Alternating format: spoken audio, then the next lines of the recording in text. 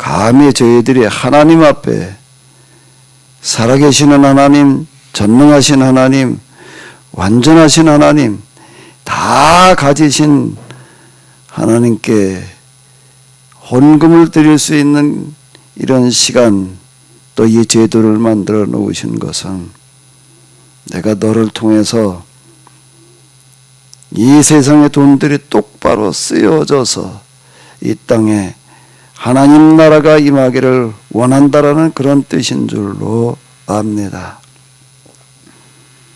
내가 나를 대신해서 이 세상 역사를 주관하며 나를 대신해서 이 세상의 돈들을 똑바로 쓰라는 그런 뜻으로 오늘 저희들이 이 예배를 그리고 이 헌금을 드립니다.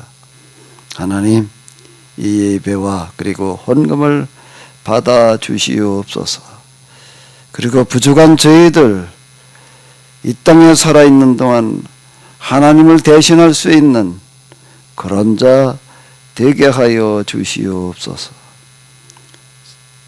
하나님과 성경을 똑바로 깨달아 알며 그리고 저희들이 이 땅에 살아가야 될 본분을 또한 똑바로 알며 그 역할 잘 해낼 수 있게 하여 주시옵소서.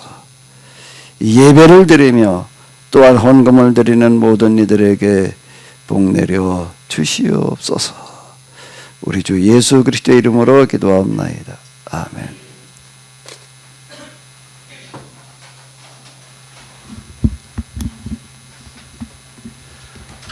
네, 오늘 이 예배를 이와 같이 대면으로 또 비대면 팀즈 유튜브로 들으시는 모든 분들에게 우리 하나님의 크신 은혜가 함께 하시기를 바랍니다. 히브리서 31장 32절 같이 보시도록 하겠습니다. 내가 무슨 말을 더하리요? 기드온, 바락, 삼손, 입다, 다윗 및 사무엘과 선지자들의 일을 말하려면 내게 시간이 부족하리로다. 아멘. 지난 시간에 이어서 우리가 삼손의 믿음에 대해서 보도록 하겠습니다. 히브리서 11장을 보게 되면 믿음은 바라는 것들의 실상이요 보이지 않는 것들의 증거니 선진들이 이로써 증거를 얻었느니라 이렇게 기록이 되어져 있는데요. 믿음은 바라는 것들의 실상, 보이지 않는 것들의 증거인데 성경에 나오고 있는 하나님의 사람들이 이런 믿음을 가지고 살았다라고 하는 그런 뜻으로 쭉 그 다음에 이제 여기 믿음의 사람들을 열거를 해놓고 있는데 한 사람 한 사람을 우리가 다 보지는 않았지만은 좀 중요하다고 생각되는 사람들 지금 이제 이렇게 살펴보고 있는 중인데 32절까지 와가지고 이제 삼손 그는 어떤 사람이었고 어떤 믿음을 가졌던 사람인가라고 하는 것을 보고 있습니다. 지난 시간에 두 번째로 보겠는데요. 삼손에 관한 이야기는 사사기 13장으로부터 몇 장 나오고 있습니다. 자, 그의 탄생과 관련된 이야기 13장 1절로부터 5절까지를 같이 한번 또 보시도록 하겠습니다. 이스라엘 자손이 다시 여호와의 목전에 악을 행하였습니다. 여호와께서 그들을 40년 동안 블레셋 사람의 손에 넘겨주시니라. 수라 땅에 단 지파의 가족 중에 마노아라 이름하는 자가 있더라. 그의 아내가 임신하지 못함으로 출산하지 못하더니 여호와의 사자가 그 여인에게 나타나서 그에게 이르시되 보라, 내가 본래 임신하지 못함으로 출산하지 못하였으나 이제 임신하여 아들을 낳으리니 그러므로 너는 삼가 포도주와 독주를 마시지 말며 어떤 부정한 것도 먹지 말지니라. 보라, 내가 임신하여 아들을 낳으리니 그의 머리 위에 삭도를 내지 말라. 이 아이는 태에서 낳음으로부터 하나님께 바쳐진 나신이 됨이라. 그가 블레셋 사람의 손에서 이스라엘을 구원하기 시작하리라. 아멘. 삼손의 탄생의 과정과 관련된 이야기가 되겠는데요.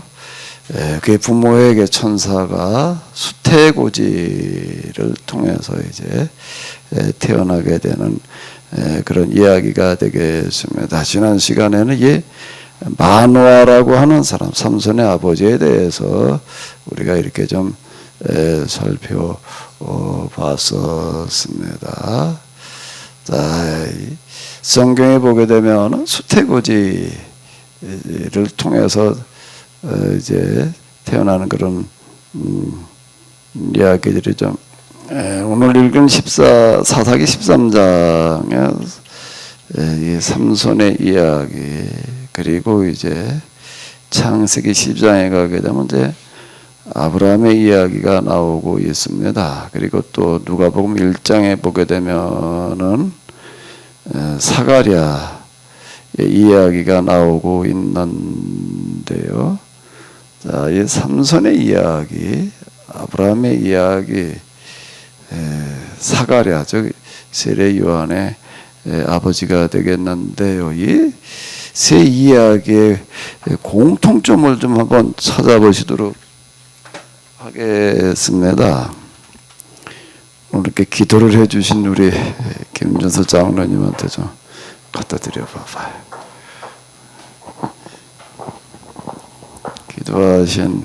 기도를 잘 해주셨는데 우리 장로님, 이 세 이야기의 공통점이 뭐 좀 몇 가지가 있는데 어떤 게 있을까요? 일단요.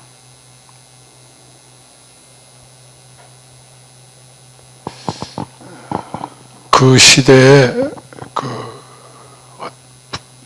어떤 문제, 그 시대에서 부딪힌 어떤 위기에 따라 그 위기를 해결해낼 수 있는 그런 인물을 낳게 해주겠다. 그런 게 아닌가 싶습니다. 낳게 해주겠다라고 하면 하나님께서 약속.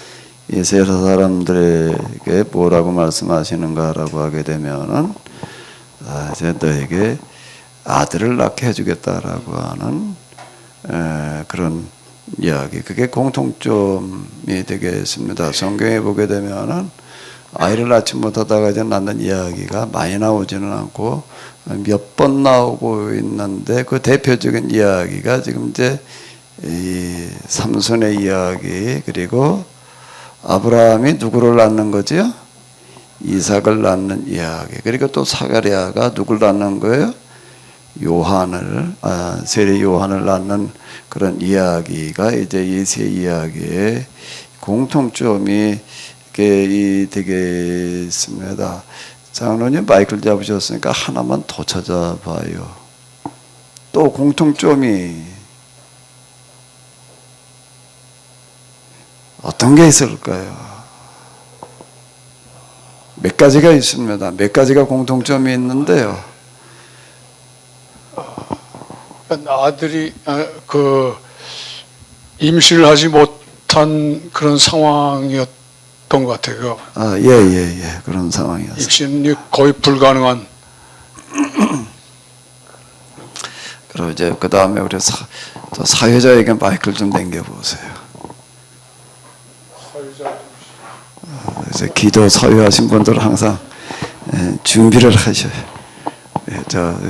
사회를 보시느라고 수고하셨는데 또 공통점을 한번 어디 찾아봐요.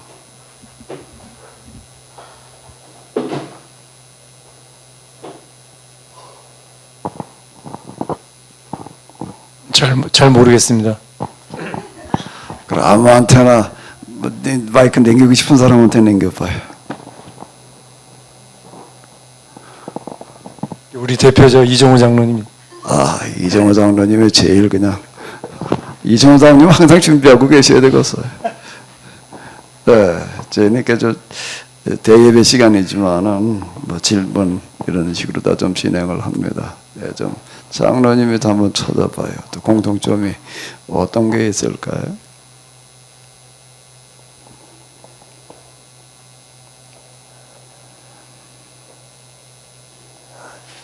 어쨌든 간에 이제 그 불가능해 보이는 상황이잖아요. 항상 그 공통점이 그 상황에서 하나님께서 하나님만이 하실 수 있는 그런 길을 이렇게 열어주시는 그런 것들이 공통점들이 이제 있을 텐데,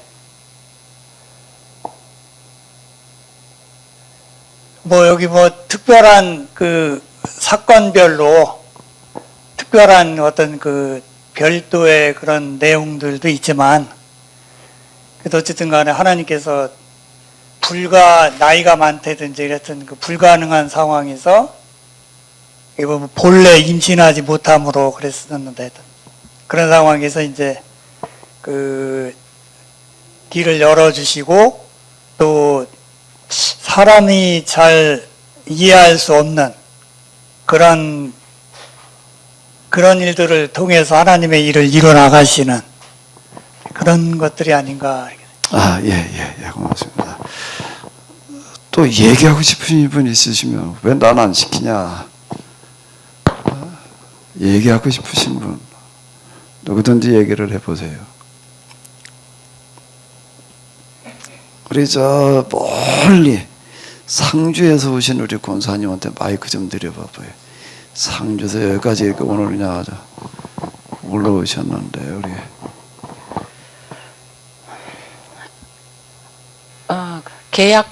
계약법이라고는 보이지 않던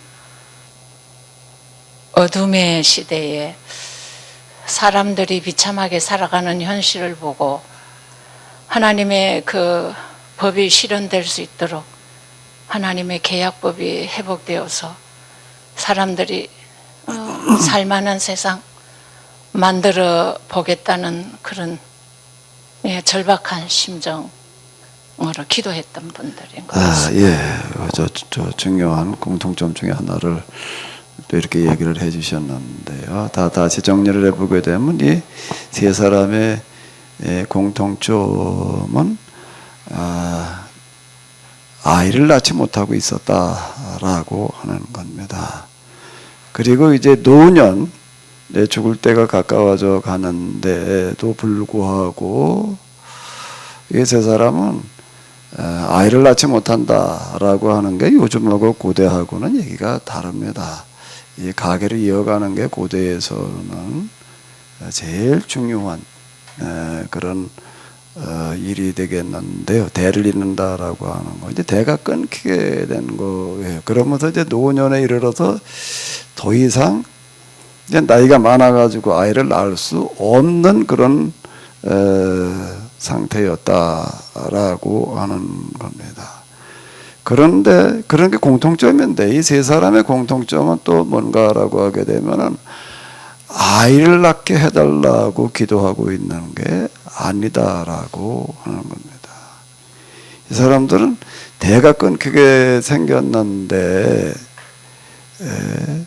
뭐 후초를 둬가지고 옛날에 이렇게 보게 되면 여자가 아이를 낳지를 못하게 되면은 이제 후초를 둬가지고 대를 잇게 하고 뭐 그러는 게 거의 대부분인데 그렇게 하지 않았다라고 하는 겁니다. 아이를 낳게 해달라고 기도하지 않았다라고 하는 게 공통점이 되겠는데요. 그런데 하나님께서 먼저 그들이 기도해가지고 하나님께서 응답하셔서 아이를 낳게 해주시겠다 이렇게 이야기하시는 게 아니라 그들은 아이를 낳게 해달라고 그러는 게 아니에요. 그런데 하나님께서 먼저 그들에게 내가 이제 아들을 낳게 되리라 이렇게 말씀을 하신다라고 하는 겁니다. 그게 공통점이에요. 그러면 이제 의문이 들어요. 무슨 의문이 들죠? 이 세 사람들은 그 당시에 대를 이어가는 게 제일 중요한 일인데도 불구하고 그건 기도하지를 않았다라고 하는 거예요. 근데 하나님께서 먼저 그들에게 이제 아들을 낳게 되리라라고 이야기를 하시는데 왜 이 사람들은 아들을 낳아서 대를 이어가는 게 가장 중요한 문제임에도 불구하고 그걸 위해서는 기도하지를 않았을까? 근데 기도하지 않았는데 왜 하나님께서는 그들에게 아들을 낳아서 대를 이어가게 해주겠다고 왜 말씀을 하시는가? 자, 요게 이제 새 이야기의 공통점 중에서 이제 제일 중요한 문제라고 생각이 됩니다. 자, 그럼 먼저 이 세 사람은 대를 잇는 것이 요즘도 우리가 참 중요하지만은요, 고대에는 더 중요한 겁니다. 더 중요하던 그런 시대에 왜 아들을 낳는 문제에 그렇게 관심을 가지고 기도하지를 않았을까라고 하는 거고, 요거부터 한번 생각을 해보도록 하겠습니다. 대를 잇는 게 제일 중요하던 시대인데 왜 대 잇는 문제에는 꽤 관심이 없었을까요? 왜 그랬을까요? 또 뭐 대답하시기엔 시간 걸리니까 그냥 넘어가겠습니다. 왜 그랬을까요? 그 시대의 대부분은 뭔가 대를 잇는 게 제일 큰 관심사하고 문제예요. 지금도 마찬가지예요. 근데 이거는 관심이 없어요. 그건 무슨 얘기가 되는 거지요? 그거보다 더 큰 관심이 있었다는 거예요. 애 낳아서 지금 아들 낳아서 대를 이어가는 것보다 더 큰 관심이 있었다라고 하는 겁니다. 더 큰 관심이라고 하는 게 뭐냐라고 할 때 우리가 그거는 일단 만화부터 본다라고 하게 되면은 그 시대에 이스라엘 사람들이 또 범죄를 해가지고 블레셋의 나라가 뺏기가지고 40년 동안 지금 식민 지배를 받고 있는데, 다른 사사들의 이야기를 보게 되면서 이스라엘 사람들이 견디다 못해 하나님 앞에 이제 돌아와 회개했다라는 이야기가 다 나오고 있는데 여기에는 그 이야기가 없습니다. 그러면 대신 만호의 이야기가 이제 나오고 있는데, 그럼 우리가 지난 시간에 이렇게 본 거잖아요.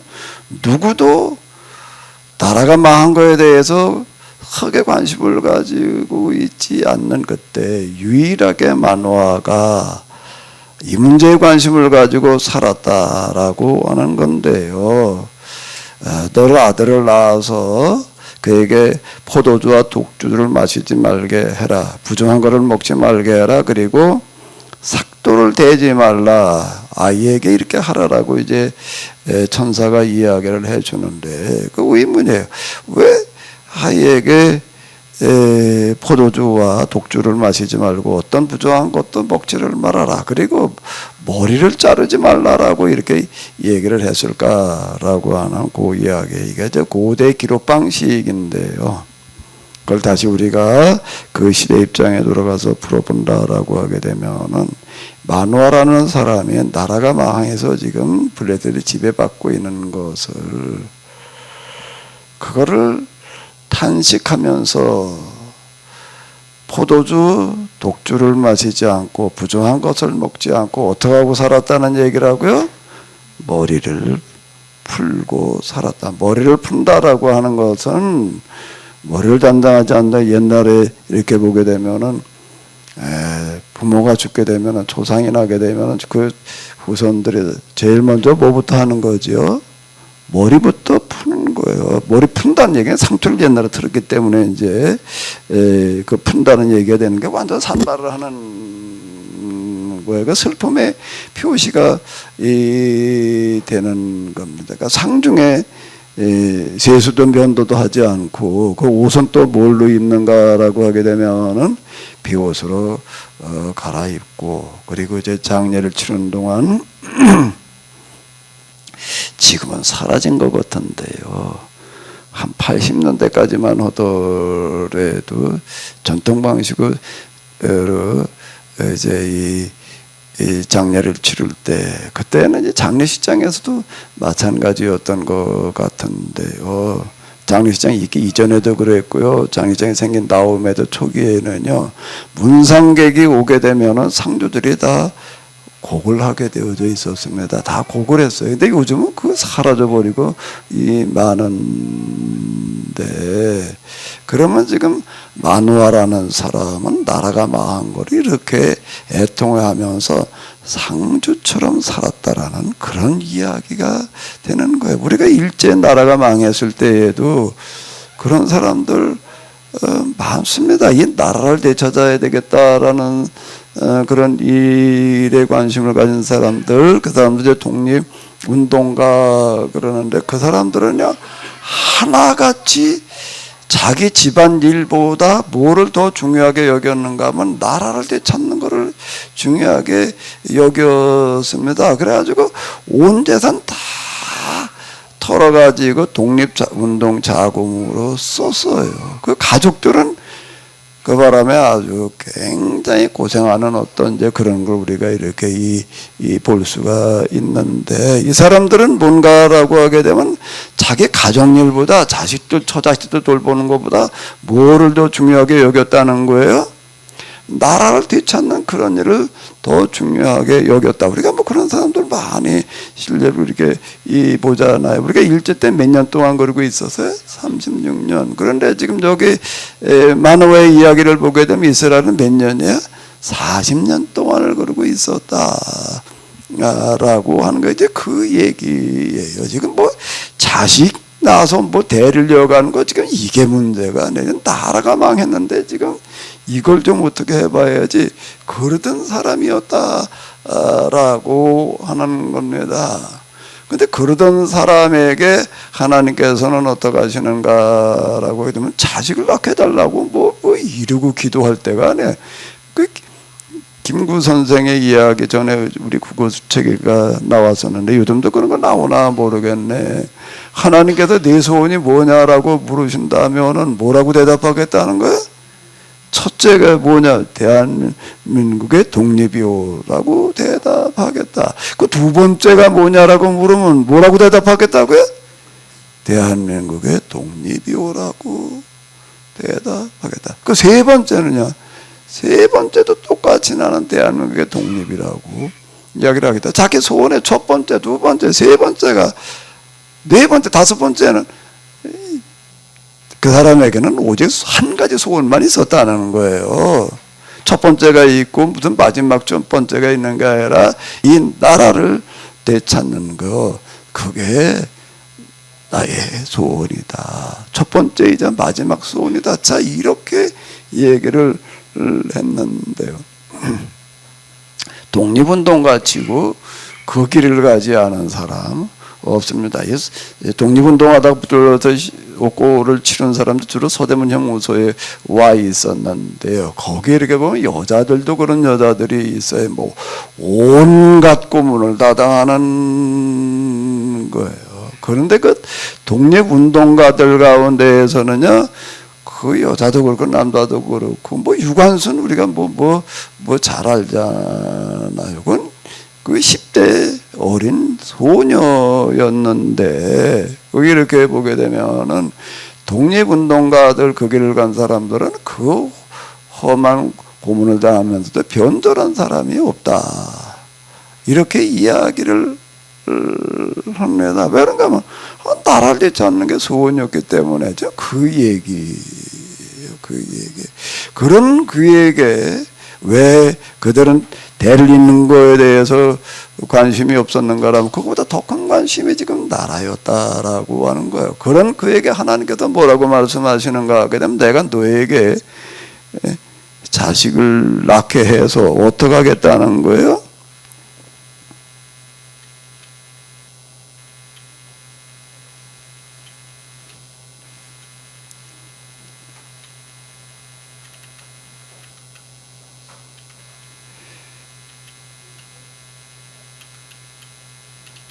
여기 이렇게 보게 되면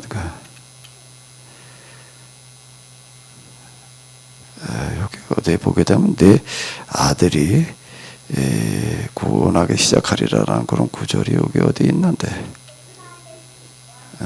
이 구절이 어디 있습니다. 네 아들이 이제 그 일을 하게 되리라라는 그런 이야기가 있는데, 하나님께서 마누에게 하시는 말씀은 뭔가라고 하게 되면은, 내가 그토록 바라던 이 블레셋의 압제에서로부터 벗어나는 그 일을 내 아들이 그 일을 하게 하리라, 그런 얘기예요. 하나님께서 아무한테나 그냥 아들 낳게 해주신다는 그런 이야기가 아니라, 이거 자식 낳게 해달라고 기도해가지고서 자식을 낳았다라고 하는 얘기가 고인에 딱 한 번 있습니다. 딱 한 번 있는데 어디지요? 사무엘상 1장에 가서 이렇게 보자. 한나의 기도, 한나가 소원해가지고서, 근데 소원이었어요. 그 소원을 이제 잘 이해를 해야지 되는데, 소원하면서 기도하는 사람이 한둘이 없겠어요. 그런다 소원하면서 기도한다고 자식 낳게 해주시는 게 아니라는 거예요. 이제 근데 왜 한나의 기도를 들으시고 아들 사무엘을 낳게 하셨는가라고 하는 거는 이제 그때 가서 우리가 또 좀 살펴봐야지 돼요. 한나의 소원은 어떤 소원을 했었는가. 이제 이건 이제 지금 사무엘이 나오니까 그때 가서 이제 그건 한번 이렇게 보겠는데요. 하나님께서 아무의 기도나 들으시고도 자식 낳게 해주시는 그런 분이 아니시다라고 하는 이야기가 되는 건데, 뭐 전능하신 하나님이니까 그냥 뭐 이렇게 우리가 생각할 수 있지만, 전능하신 하나님이 아무렇게나 일을 하시는 게 아니다. 법이 있다라고 하는 건데, 방식이 있는 건데요. 두 번째 아브라함으로 가서 이렇게 보도록 하겠습니다. 아브라함의 이야기는 우리가 너무나 잘 알아요. 그가 이제 몇 살의 아들을 낳는 건 100살의 이삭을 낳는데, 자, 이 사람도 어떤 사람인가 하면 비슷한 게 뭔가라고 하게 되면은, 자식이 없는데 자식 낳는 거에는 관심이 없던 사람. 그 얘기가, 이 아브라함이 여호와의 말씀을 따라갔고 롯도 그와 함께 갔으며 아브라함이 하란을 떠날 때 75세였더라라는 그런 이야기는 75세가 되도록 자식이 없었다라고 하는 이야기인데, 이 사람 자식을 낳게 해달라고 그러고 있지를 않는데도 불구하고 자식을 낳게 되는 이유는 어디에 있는가라고 하게 되면, 자식을 낳게 해달라고 기도하지를 않았다는 얘기는 또 무슨 얘기라고요?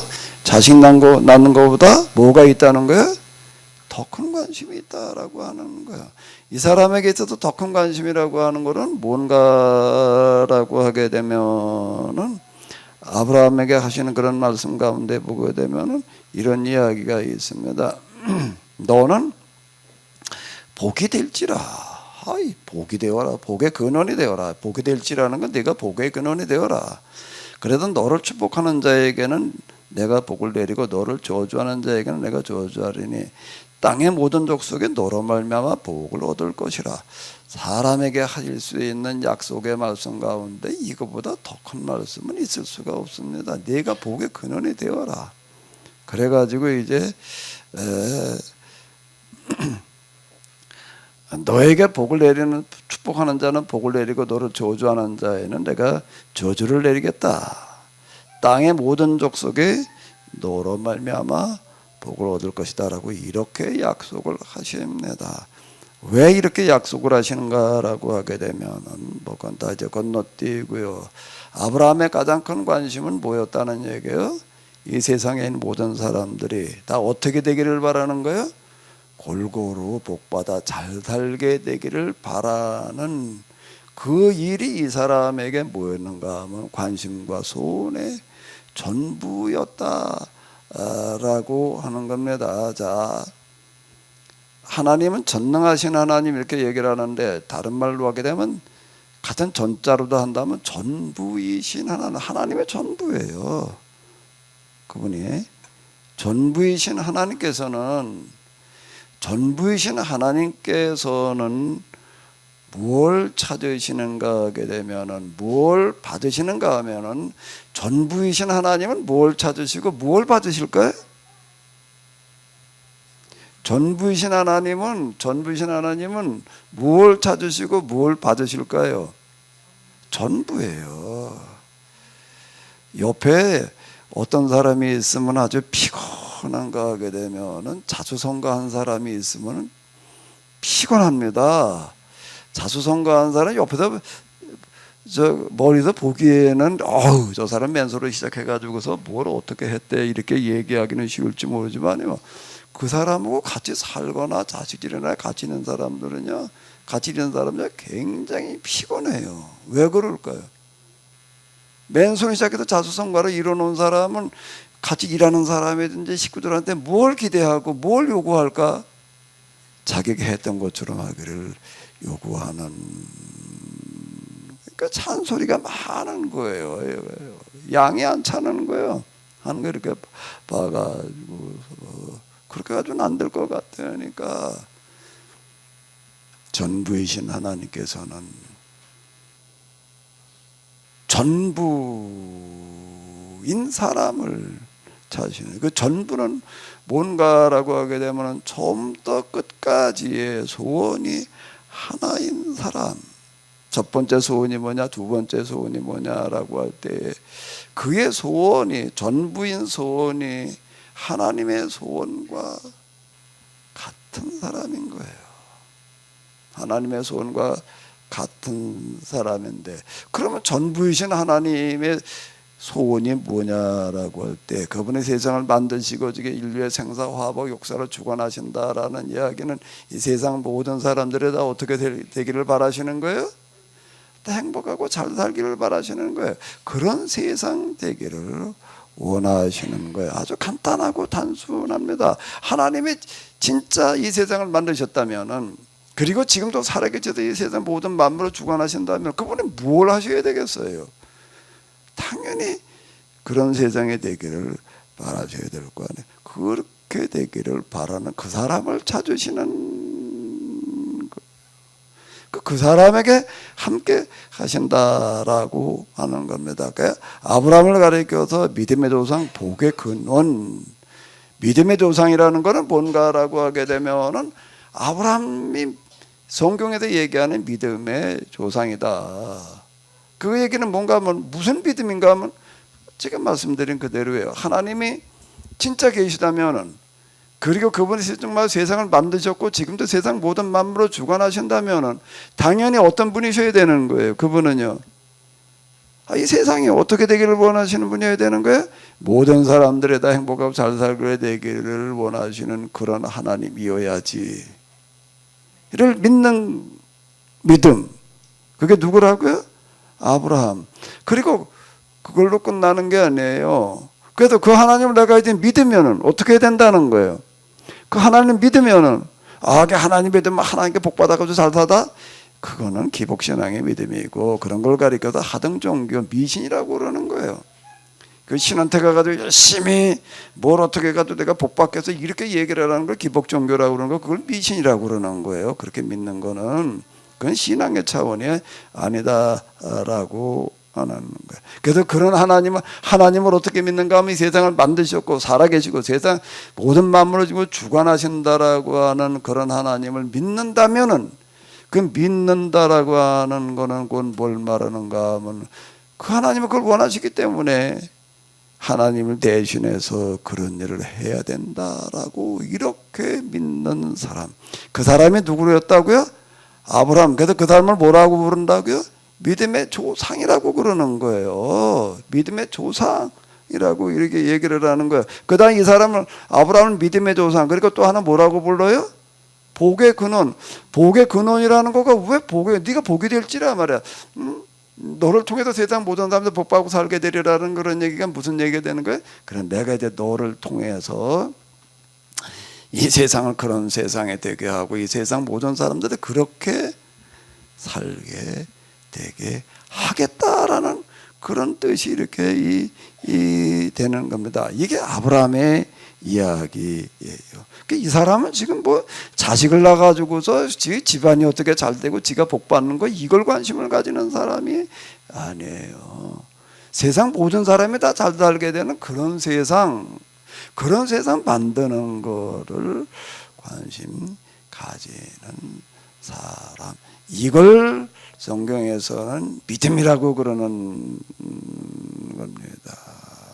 모든 사람 다 잘 살게 하는 거, 그걸 가리켜서 성경에서 하나님께서 말씀하시는 복을 주신다는 이야기가 되는 거예요. 성경에 복이라는 단어가 많이 나오고 복지 주는 이야기도 많이 나옵니다. 근데 그게 미신에서 기복종교에서 무당나부랭이들이 얘기하는 그런 복 얘기가 아니다라고 하는 겁니다. 성경에 복이라는 단어가 많이 나오니까 복이 주는 얘기가 많이 나오니까 미신식으로 다 자꾸 복 받으려고 이렇게 생각하는 경우들이 많은데 그건 잘못 이해하는 거다라고 하는 겁니다.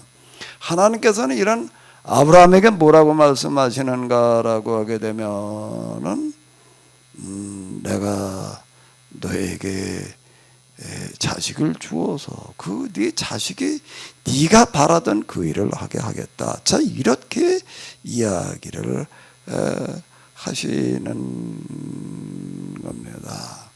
이 사람들이 다 나이가 많아요. 이제 왜 그런가라고 하게 되면 왜 나이가 많아도 이제 더 이상 자식 낳을 가능성이 없어졌을 때 그렇게 이야기를 하시는가라고 하게 되면 난 뭐든지 합수가 있어 이래서 그러시는 게 아니라 그 사람이 죽을 때까지 죽기 직전까지 그 믿음을 계속 가지고 있었다라고 하는 겁니다. 중간에 바뀌는 경우들이 허다한 거예요. 우리가 3.1운동 때 이렇게 보게 되면은 31명의 이제 민족 대표들이 모여가지고 이제 독립선언서라는 거를 이제 읽고 독립운동, 이제 3.1운동 이렇게 시작이 되는데요. 그때 31명 소명했던 사람 가운데도 중간에 변절한 사람들이 수두룩해요.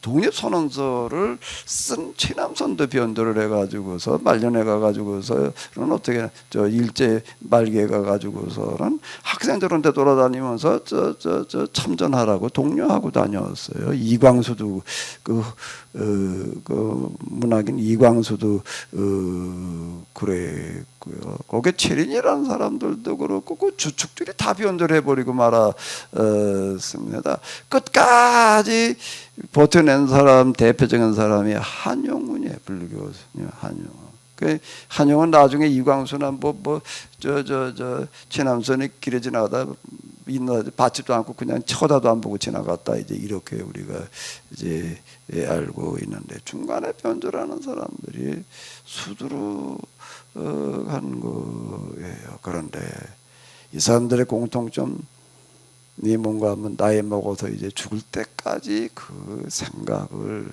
변하지 않았다라고 하는 거가 공통점이 되겠고, 그 다음에 또 한 사람이 이렇게 본다라고 하게 되면은 여기에 이제 사가랴라는 사람이 나오는데 세례 요한의 아버지가 되는데 이 사람도 똑같아요. 똑같은데 그들에게 자식이 없고 두 사람이 나이가 많더라. 근데 이 사람에게 또 하나님께서 나타나셔서 이제 말씀을 하시는데 여기도 보게 되면은 포도주나 독한 술을 마시지 않냐면 모태부터 성령의 충만함을 받아. 16절 한번 같이 읽어보실까요? 이스라엘 자손을 주고 그들의 하나님께로 많이 돌아오게 하겠습니다. 이렇게 얘기를 하고 있습니다. 내 자식이 이제 네가 그렇게 평생 동안 소원으로 가지고 있던 꿈꾸던 그 일을 하게 하리라 이렇게 말씀을 하시는 거예요. 요 수태구지의 공통점은 뭘까요? 수태구지의 공통점은 뭘까요? 수태구지의 공통점이 뭐라고요? 마노아, 아브라함, 사가랴가 꿈꾸던 큰 일을 누가 하게 하겠다라고 말씀하시는 거죠? 야, 내 뜻은 결코 사라지지 않아. 누군가가 그 큰 뜻을, 거룩한 뜻을 이어갈 거야. 이렇게 얘기하시지를 않고 그렇게 얘기하시지를 않아요. 외제선 박물관에 가보니까 뭐가 있는가라고 하게 되면 굿 아이디어라고 하는 거는 절대 사라지지 않는다. 절대 사라지지를 않고 그 사람은 예대선 박물관에 가보면 믿기지를 않는데 우리가 쓰고 있는 가전제품의 대부분 오늘 우리가 쓰고 있는 가전제품 100년도 훨씬 넘은 전에 살았던 사람인데요. 거의 다 그 사람이 만들어 놨습니다. 오늘 우리가 쓰고 있는 그 인공청소기 이런 것도 다 그 사람이 만들어 놨더라고요. 2300 몇 개를 발명을 했대나 도대체 잘 이해가 안 될 만큼 그런 사람들. 이 사람이 거기서 오는 말이 그런 거야. 굿 아이디어라고 하는 건 절대 사라지지 않는다. 그 착상이라고 하는 거는 누군가 다른 사람에게 또 이어지게 돼 있다. 이렇게 말을 해봤더라고요. 누군가 다른 사람이에요. 근데 성경에도 누군가 다른 사람이라고 말하지 않고 누구라고 얘기를 하고 하니까 세 사람의 공통점은요, 내 자식이 이렇게 이야기를 하고 있다라고 하는 겁니다. 그럼 이 이야기를 통해서 우리가 이렇게 보게 되면 뭔가 하게 되면 부모가 정말로 하나님의 뜻과 합한 그런 신앙생활을 똑바로 하게 되면 하나님께서는 그게 그런 큰 뜻이 사라지지 않고 누구에게 이어지게 하게 하시겠다는 거예요? 자식에게 이어지게 하겠다라고 약속하시는 하나님. 아멘. 여러분들이 가지고 있는 그 뭐 평생 그냥 많은 재산을 잘 일궈놨다라고 한다면은 그게 어떻게 되기를 바래요? 자식이 이어받아 가지고 더 겨우 그냥 그거 유지하는 게 아니라 더 발전시키기를 원하는 거예요. 한 재산 일궈놨다라고 하더라도 그렇고 여러분들이 가지고는 가장 큰 뜻이 다 이루어져야 될 터인데 그런데 그 뜻을 누가 이어받으면 제일 좋을까요? 자식이 이어받아서 그걸 성취시킨다면 그보다 더 말할 게 없는 겁니다. 근데 여기 세 사람의 공통점은 자식을 낳아가지고서 뭐 어쩌고 저쩌고 그런 것들은 신경 쓸 겨를도 없었는데도 불구하고 하나님께서는 어떻게 하시는가라고 하게 되면은 그들에게 큰 약속을 하시는데 너의 큰 뜻은 결코 사라지지 않게 하겠다. 반드시 이루어지게 하겠다. 그런데 그걸 누가 이루게 하겠다? 내 자식이 이루게 하겠다. 이거보다 더 큰 축복은 없는 줄로 믿습니다. 아멘. 그거보다 더 큰 축복이 사람에게 어디 있겠어요. 이제 나이 먹어서 이제 이렇게 자식들 출가시키고 뭐 이제 그럴 나이쯤 되면은 또 출가시키고 그러고 나게 되면은 이 나이가 먹어서 이제 죽어갈 날이 가까워지게 되면은 뭐가 그 다음에 제일 크고 중요한 문제인가 하면 자식의 문제예요. 자식이라고 하는 게 죽을 때쯤 되게 되면 나이 먹어가면서 뭘로 느껴지는가라고 하게 되면 내 성적표, 평생 내가 살아온 마지막 성적표가 뭘로 느껴지나 하면 자식이에요. 어떻게 그렇게 말을 하냐. 저도 나이를 좀 먹어보니까 이게 무슨 얘기인지를 제가 알겠는 거예요. 자식이라는 게 어떤 것인지 이게 30대 40대 한창 키울 때 느끼는 거고요. 자식들 다 키워놓은 다음에 이제 그 다음에 나이 먹어가면서 느끼는 거고는 전혀 다르게 느껴지게 되는데 그래도 노후가 제일 행복한 사람은 난 노후자금 난 뭐 이제 늙음하게 뭐 이제 먹고 사는 거 걱정 없어. 중요한 문제이죠. 근데 그랬다라고 해서 그 사람은 노후가 평안하고 행복하지 않습니다. 어떤 경우에는요, 자식이 잘못된 길로 가고 있으면은요, 아무리 내가 경제적인 노후 대책을 해놨다고 해가지고 그것 때문에 행복해지지 않습니다. 불행해질 수밖에 없어요. 내가 저 경제적으로 어려워가지고 늙음하게 나가서 또 그래도 내가 먹고 살기 위해서 일을 해야 된다라고 할지라도 자식이 잘 되고 있다면은 그보다 더 행복한 게 없는 겁니다. 이런 사실을 잘 아시는 하나님께서는 정말 하나님의 뜻에 부합한 삶을 살아가는 사람에게 무슨 약속을 하시는가 하면 내 믿음과 뜻이 결코 사라지지 않고 누구를 통해서요? 내 자식을 통해서 이루어지게 하리라. 누구를 통해서요? 좀 대답해봐요. 누구를 통해서요? 내 자식이라고 그러지 말고 제가 기대하는 게 뭘까요?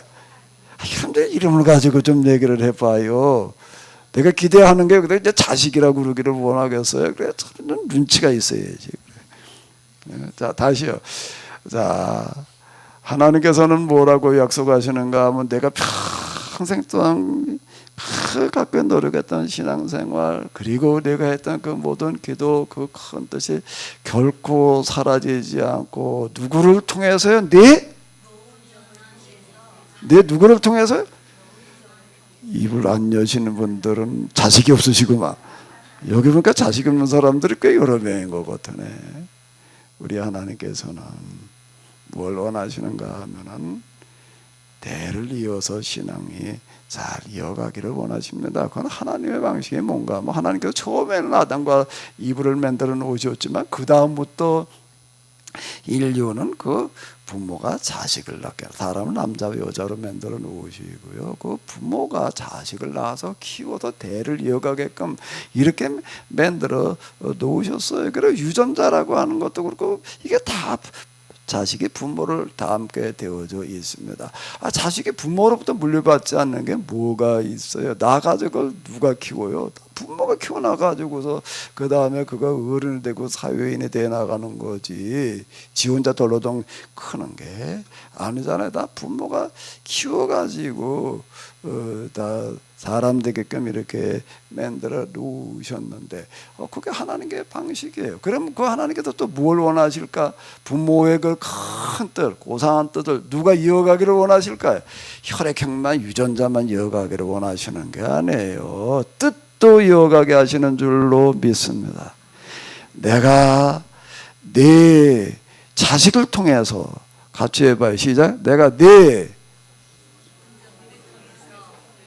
은진이 뭐 자식을 통해서 그건 넌 아직 애가 없으니까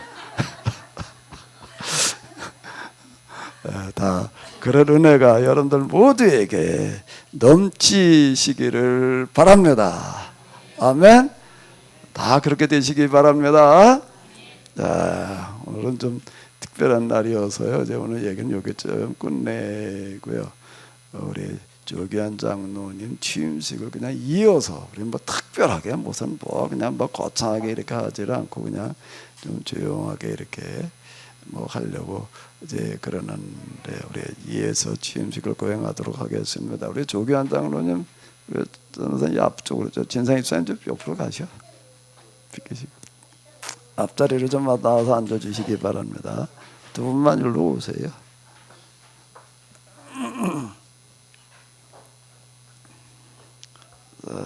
거기 들어가서 좀 앉아주시고요. 저희가 어디 이런 다른 교회들 이렇게 보게 되면 장로들 취임식을 굉장히 거창하게 뭐 이렇게 하려고 이제 그러는데요. 좀 그렇게 하지 않고 그냥 소박하게 좀 이렇게 하려고 그러니까 좀 같이 이해해 주시면은 고맙겠습니다.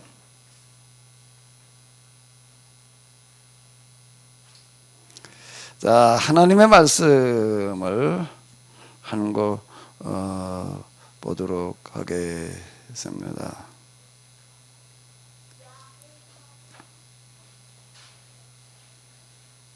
자, 신명기 1장 36절에서 38절까지를 우리 같이 보시겠습니다.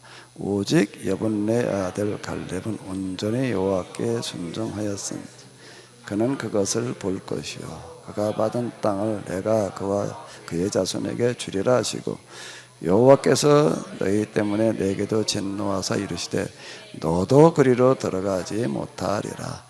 네 앞에 서 있는 눈의 아들 여호수아 그는 그리로 들어갈 것이니 너는 그를 담대하게 하라.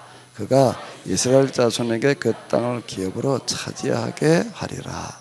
아멘. 우리가 여호수아와 갈렙에 대해서는 잘 알고 있습니다. 모세도 들어가지 못했는데 출애굽한 사람 가운데 누구만 가나안에 들어갔냐면은 두 사람인데 딱 두 사람인데 누구와 누구라는 거예요?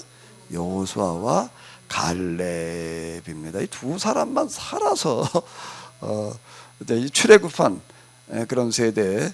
그 출애굽이라고 하는 거는 뭘 말하는가라고 하게 돼. 그때는 이제 14살 정도를 성인으로 이렇게 쳤는데요. 애굽에서 나온 성인 가운데에서는 아마 어린아이들은 제외되는 얘기를 하는 거고요.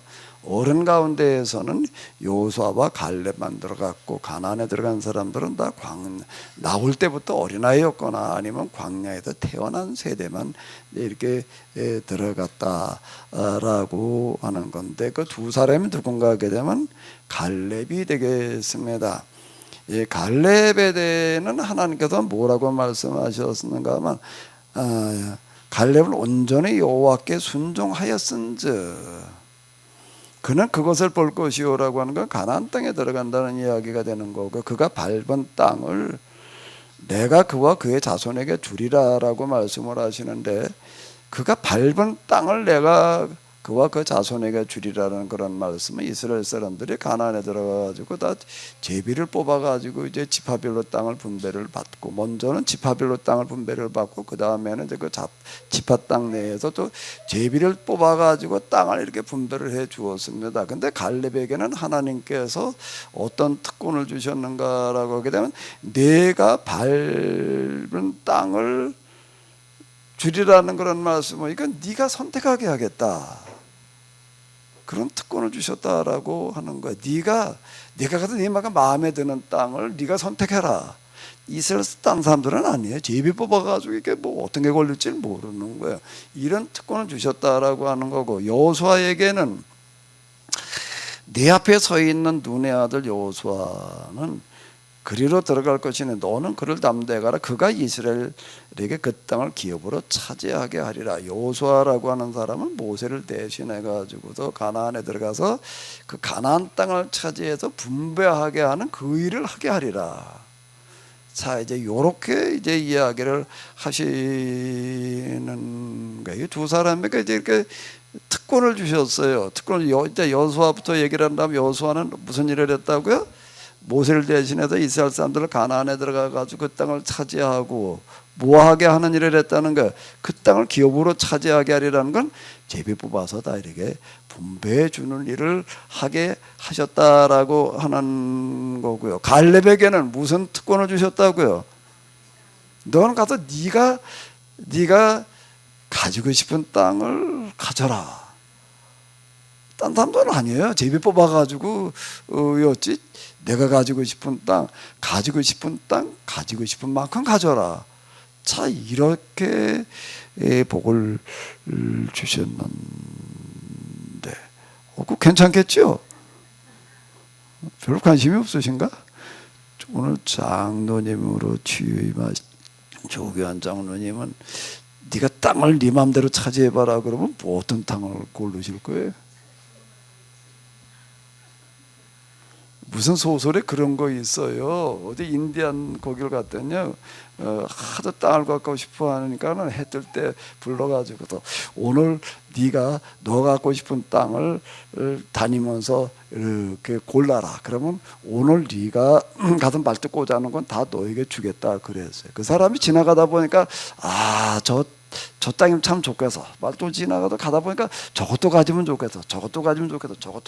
그래가지고 돌아왔는데 말도 꽂아가지고서 이제 저기 저 이쁜 산도 하나 있어. 저것도 가져야 되겠어. 그러다 보니까 뭐라고 그랬냐면 해 뜰 때 출발해서 해 질 때까지 와야 되는데 해가 뉘엿뉘엿 져가. 그래가지고 이제 허겁지겁 뛰어오다가 어떻게 됐다고요? 저기 보이는 데까지만 가면 지쳐서 죽었대. 진짜 그런 소설이 있습니다. 너 가지고 싶은 대로 가져라 라고 하게 되면 사람은 다 그렇게 하게 마련인데, 근데 이제 이 여호수아서를 보게 되면은 이제 갈렙이라고 하는 사람이 자기가 갖고 싶은 땅, 내가 이 땅 가지겠다 그런 이야기가 나오고 있어요. 이것도 한번 이렇게 보도록 하겠습니다.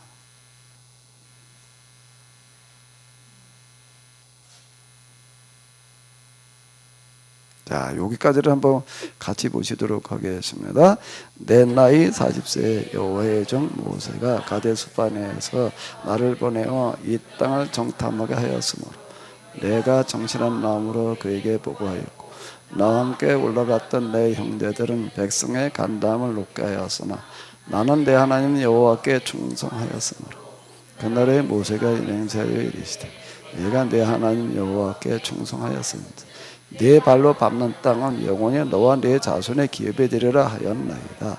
이제 보소서 여호와께서 이 말씀을 모세에게 이르신 때부터 이스라엘 광야에서 방황한 이 40년 동안 여호와께서 말씀하신 대로 나를 생존하게 하셨나이다.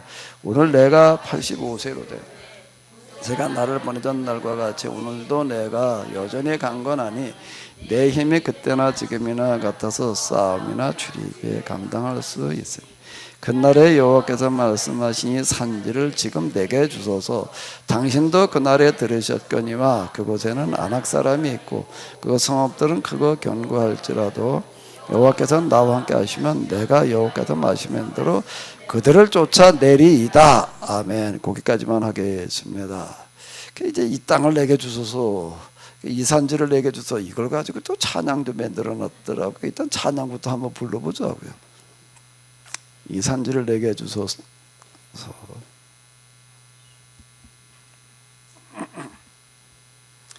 어떤 산지를 갈렙이 원했는지 한번 좀 생각하시면서 같이 불러보시겠습니다. 우리 하나님은 땅을 주시는 하나님이야. 내가 밟는 땅을 다 내게 주리라 이렇게 말씀하시는데 오늘 여러분들 모두에게 이런 은혜가 함께 하시기를 바랍니다. 아멘은 안 하시네. 특별히 오늘 장로로 지금 하시는 우리 조기현 장로님, 박정환 전도사님에게 이런 은혜가 함께 하시기를 바랍니다. 아멘. 자, 한번 불러보겠습니다.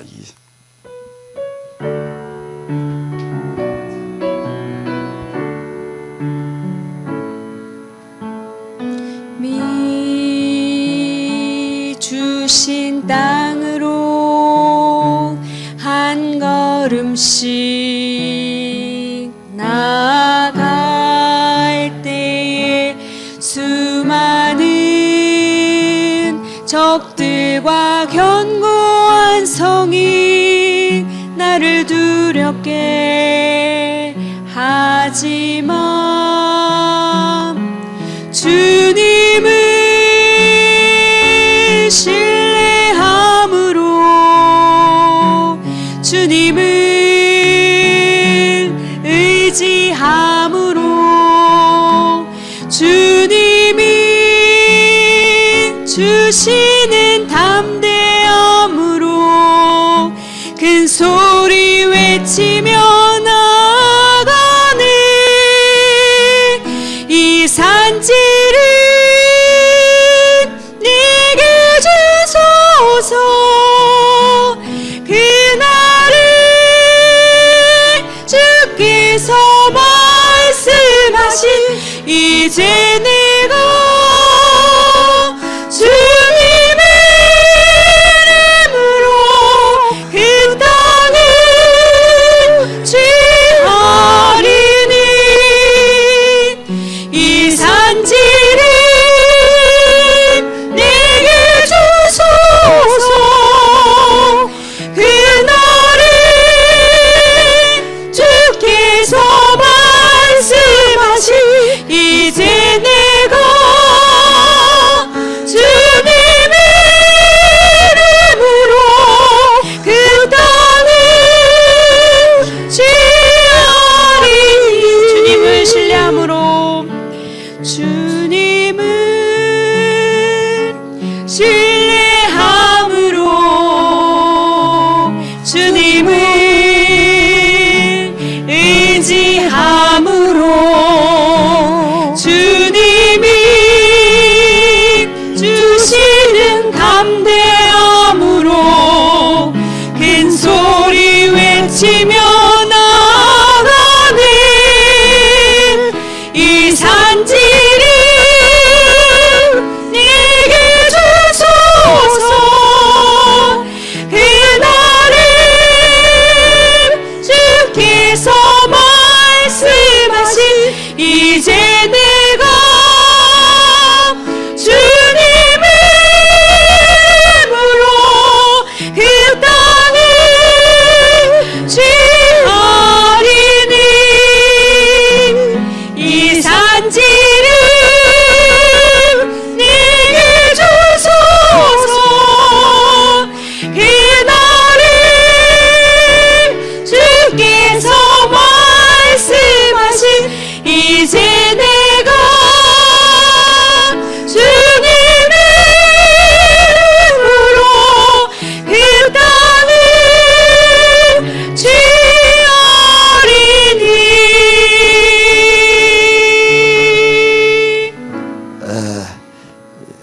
갈렙이 이 땅을 내가 가지겠다 이렇게 이제 선택을 하는 그런 이야기가 되겠는데요.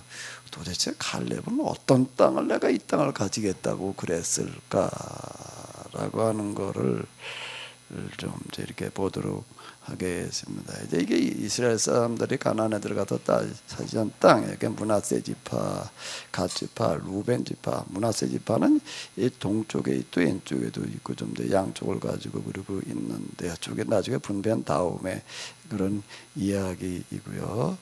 갈렙은 유다 지파에 속했습니다. 유다. 그리고 이거 파란색 때는 이게 사사들 이름이 되겠는데요.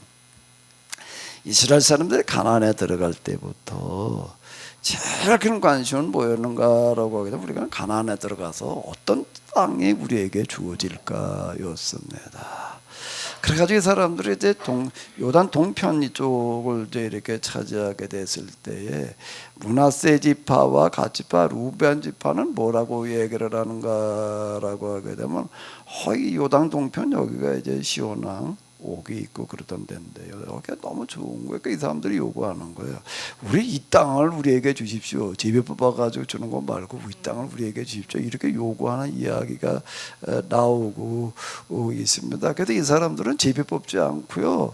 이들에게 먼저 이 땅이 이렇게 주어지는 거예요. 왜 그런가? 이 땅이 너무 좋으니까 이제 그랬던 건데 그 조건부로 주어졌습니다. 조건부가 뭔가 하면 이제 가나안 땅 여기 이제 여기 가나안은 요단 동편까지는 포함되지 않고 원래 요단 왼편 이쪽이었는데 여기 들어가 가지고서 이제 많은 우리가 전쟁을 치러야 될 터인데 그러면 너희가 거기에 선봉대로 서라. 전쟁에 선봉대로 서. 선봉대로 선다는 건 그건 죽을 위험이 제일 많은 거죠. 그러니까 이 사람들은 좋습니다. 그럼 우리가 그렇게 하겠습니다.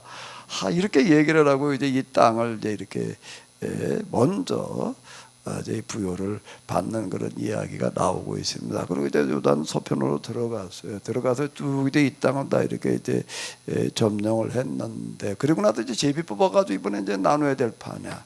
그런데 사람이 제비 뽑을 때 좀 되니까 널 그냥 얘기가 이제 심각해지는 거예요. 왜 그런가 하면 서로 가지고 싶다 그러는 땅도 있지만 어떤 땅도 있을까?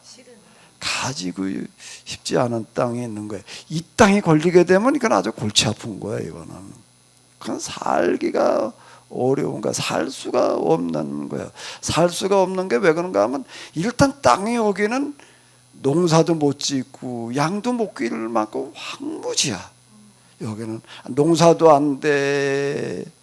유목 양이나 소도 못 길러. 그럼 어떻게 먹고 살아? 그러니까 이 땅을 차지하게 되면 먹고 살 수가 없어 일단.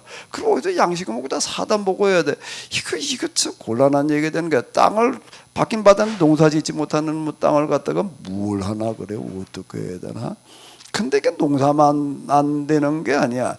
농사만 안 되는 게 아니라 여기 보니까 블레셋이라는 나라가 있고 아말렉 있고 에돔, 모압, 미디안 뭐 주르르 이쪽에 쭉 짐을 치고 있어가지고 여기는 국경선이야. 그러니까 이 국경선인데 블레셋 아말렉 이쪽 사람들도 농사가 안 되긴 마찬가지니까 이 사람들은 맨날 쥐 옆에 나라 쳐들어가지고 약탈해 먹고 사는 사람들인 거예요. 그러니까 여기는 뭔가 하면 맨날 전쟁 치러야 되는 거예요. 여기 이제 우크라이나 전쟁 났잖아요. 러시아가 우크라이나 침략하는 거니까 우크라이나에 그냥 아주 제일 무기를 그냥 있는데 다 털어준 나라가 있어요. 어딜까요? 그 무기를 다 털어주고 진짜 그 다음에 더 줄 게 없어. 큰일 났어. 자기들 가진 게 아무것도 합수 우리나라 무기 열심히 사가는 나라 있어요. 어딜까요? 왜 그렇게 열심히 무기를 대줬을까 우크라이나에?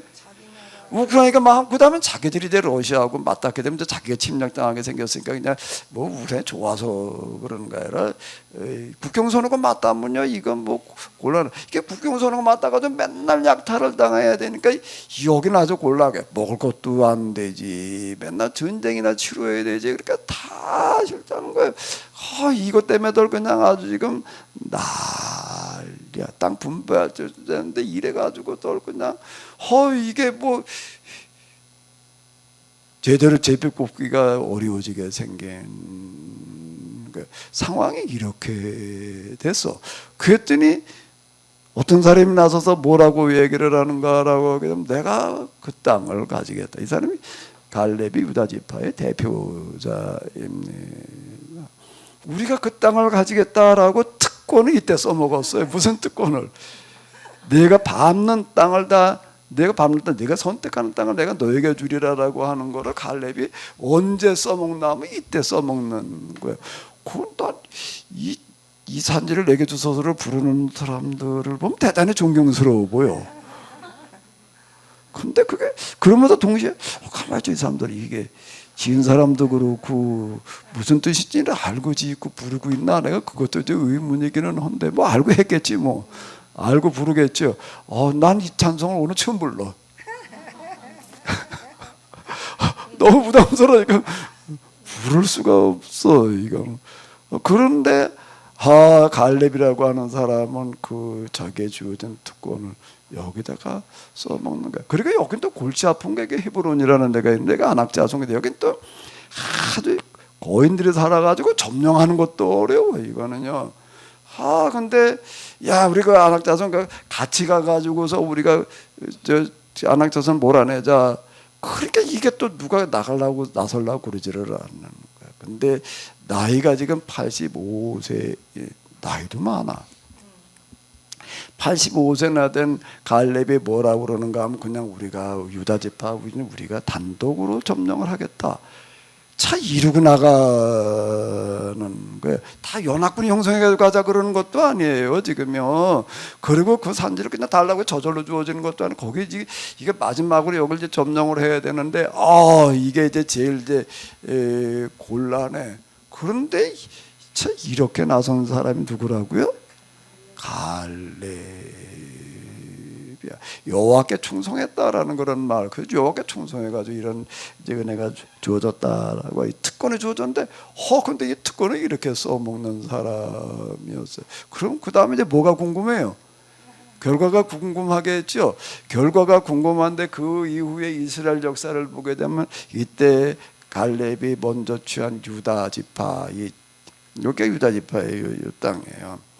유다 지파가 나중에 나라 이름이 됩니다. 이제 유대인이라는 게 지금 유대인 그때 갈렙의 후에 그런 뜻이에요. 물론 유대 지파만을 얘기를 하는 게 아니라 이스라엘 사람 전체를 다 유대인이라고 불러요. 그렇죠? 유다인이니까 유다인이라는 그런 뜻이 되겠는데, 이렇게 돼버리는 거예요. 이게요. 유대인이라는 건 갈렙 지파의 그 외들을 말하는 거고요. 그 이후에 이스라엘 역사에서 제일 큰 비중을 차지하고 영향을 끼치는 데가 어딘가 하면 유다 지파의 땅 헤브론이었다. 물론 나중에 이제 다윗 때려라 가지고 예루살렘으로 옮겨가고 그러기는 하지만은요. 이렇게 되는 거예요. 또 내가 밟는 땅을 내가 너에게 주겠다라고 약속하신 사람 또 한 명이 있습니다. 두 사람이에요. 구약성경에 보면. 또 한 사람 누구였을까? 아브라함에게도 하나님께 뭐라고 하면 네가 밟는 땅을 내가 너에게 주겠다. 밟는 것뿐만 아니라 쳐다보는 땅도 주겠다 그랬어요. 동서남북을 바라다 봐라. 내가 밟는 땅, 보는 땅 내가 다 주겠다. 근데 이 사람도 가나안에 들어와 가지고 어디를 차지했는가 하게 되면 부엘세바는 이쯤에, 헤브론이 여기쯤이나 더 내려가는 거예요. 그 사막하고 경계선이에요. 여기를 선택을 하는 거예요. 무슨 소설에 나오는 사람 모양으로 좋은 땅 차지하기도 허겁지겁 뛰어다니다가 그냥 이러는 게 아니라, 누구도 가지려고 그러지 않는 땅, 버려진 땅을 찾아가는 사람들. 그 우리나라에도 그런 사람 하나 있었어요. 누구였을까? 김영기 장로. 60년대 그때 우리나라에 그냥 황무지대 버려진 땅, 그냥 누구도 거들떠 보지 않는 땅만 찾아가 가지고서 그 땅을 갖다 개간을 해가지고서 제일 살기 좋은 데를 만들어 놓는 거예요. 그리고 거기 제일 살기 좋은 데 만들어 놓으면 그 다음에 또 딴 데로 어디로 갈까? 살기 좋은 데를 찾아가는 게 아니라 제일 못 사는 동네, 여긴 아무리 해도 잘 살 수가 없는데 그런 땅만 골라가 가지고서 또 거기 가가지고서 가나안 농군학교라는 게 이걸 얘기를 하는 거예요. 그 사람이 나중에 그 아시아 노벨상이라고 그러는 막사의 상을 받고요. 우리나라 새마을운동이 이 사람으로 말미암아 시작된 거예요. 새마을운동은 중국 교과서에 나오는 얘기예요. 새마을운동. 그러게 대한민국이 오늘 이렇게 된 거는 그 새마을운동 때문이었다, 이렇게 얘기를 하는 건데, 어떤 사람들인가 하면 제일 사람 살지 못할 땅을 골라가 가지고 바꿔놓는 사람들이 그 가나안 땅을 그래 족과 꿀이 흐르는 땅 그런데 그게 처음에는요 그 땅이 엄청 좋은 땅인 줄 알았는데 가보니까 뭐 사람 살 땅이 아니야. 세상에서 제일 살기 어려운 데를 하나님께서는 주시고 거길 족과 꿀이 흐르는 땅으로 바꾸어라 이렇게 말씀하시는 거예요. 근데 그걸 제일 잘 실천하는 사람이 누구예요? 갈렙. 그 갈렙은 어떤 사람이었는가? 여호와께 충성했다라고 하는 건데요. 오늘 우리 조규환 장로님이 제대로 역할을 하려면 옆에서 도와주는 분이 잘해줘야 돼. 옆에서 자꾸 쪼으면은요 이거 곤란해요. 그래서 같이 나와 앉으시라고 그래서 두 분 박수 일단 한번 해줘요. 우리가 뭐 화려하게 뭐 플랜카드 걸고 뭐 어쩌고 이제 이런 것들은 안 하지만은 좀 이렇게 갈래처럼 되시기 바랍니다. 아멘. 갈래처럼 이렇게 꼭 되시는데 여호와께 충성했다라고 하는 거는 그 가데스 바네 이야기라고 하는 건 뭔가 하게 되면은 그 고레스라는 사람이 있고 요수와 갈렙이라는 사람이 양쪽에 있는데. 고레스라는 사람도 그 지도자예요. 지도자인데 이 사람은 어떤 사람인가? 백성 편에 서 가지고서 백성을 대변해 가지고 모세와 대적하는 사람이에요. 사사건건. 근데 여호수아와 갈렙이라는 사람은 모세 편에 서 가지고서 백성들을 모세의 입장을 백성들이 잘 납득할 수 있도록 따를 수 있도록 설득하는 사람입니다.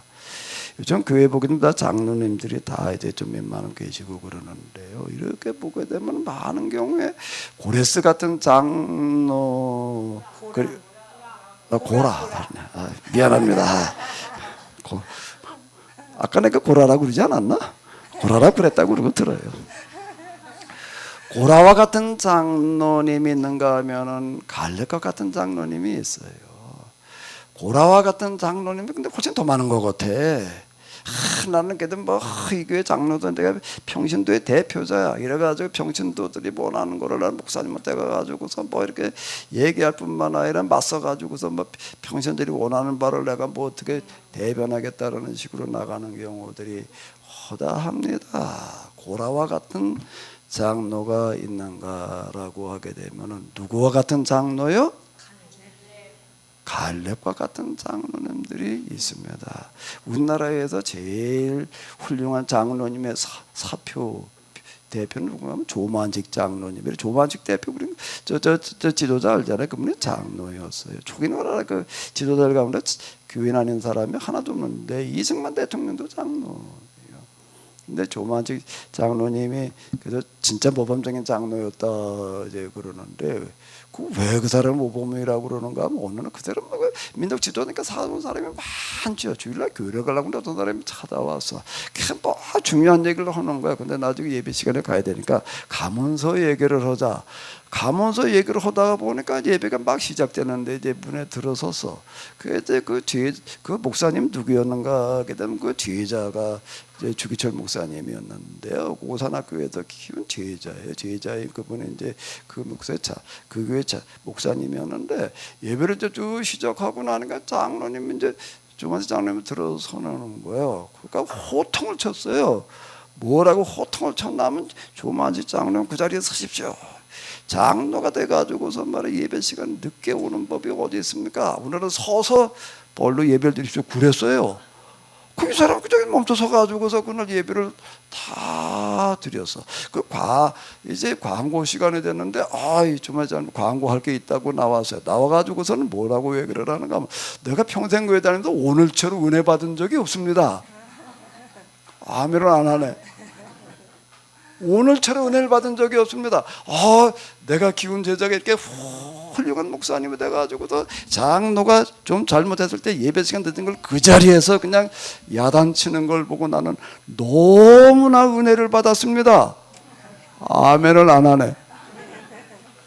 그러니까 그냥 교인들이 다 은혜 받. 이분은 무슨 회의할 때마다 어떤 식으로 하는가 하면 우리 목사님이 이제 이런 생각을 하고 있으니까 이러고 이제 얘기를 하는 거야.